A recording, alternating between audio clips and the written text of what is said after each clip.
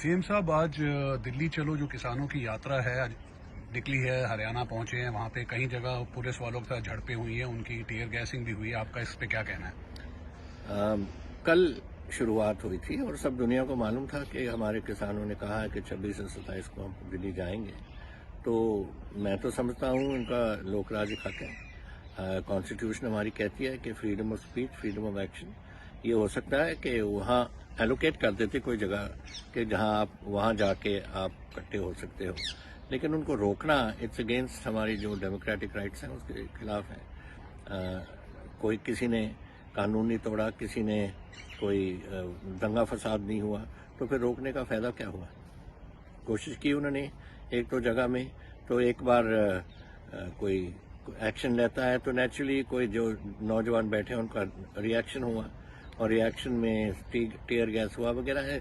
ये अच्छी बात नहीं है, इन लोकराज में होनी नहीं चाहिए। हमारी पंजाब में 60 दिन से लोग रेलवे लाइन पे बैठे हैं, हमने कुछ ऐसा नहीं हुआ कि एक आदमी को भी कोई चोट लगी हो। तो ये ऐसी बात हरियाणा कर देती, जाने देते। फिर अभी चले तो गए, पता नहीं कितने हजार तो क्रॉस कर गए, हरियाणा के बॉर्डर दिल्ली के रास्ते में है, तो ऐसे पहले ही कर देते।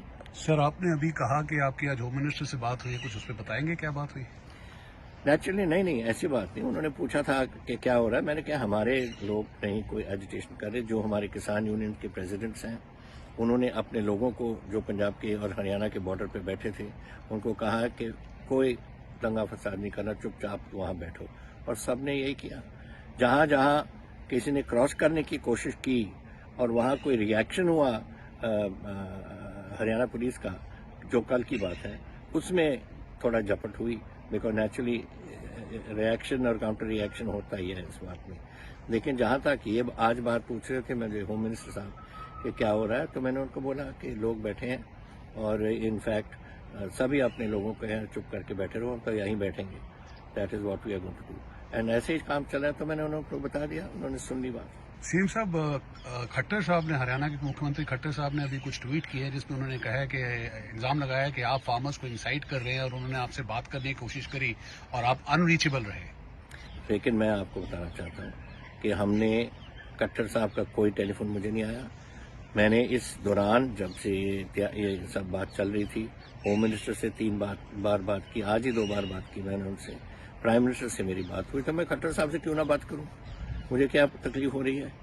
मेरे तो उनके साथ अच्छे ताल्लुकात रहे हैं, सो वाई शुड आई फील, मुझे क्या फीलिंग है कि मैं उनसे ना बात करूं? तो ये तो पता नहीं कैसे ये बात आ गई, और ये कह रहे हैं कि हमने इंसाइट किया लोगों को। ये उनका गलत बयान था, हमने कभी नहीं इंसाइट किया। अब हरियाणा में देखो, हरियाणा के किसान सब एजिटेट कर रहे हैं, उनको भी मैं इंसाइट कर रहा हूँ। ये तो जो किसानों के मन में बात है आफ्टर द पैसेज और जो बिल्स पास किए गए हैं किसान विरोधी जो जिनको हम कहते हैं, उनका रिएक्शन ऑटोमेटिकली होता है। आज हरियाणा में हुआ, और हरियाणा है उनका स्टेट, उसमें हुआ, तो उनका दिस इज जस्ट किसानों का नेचुरल रिएक्शन है।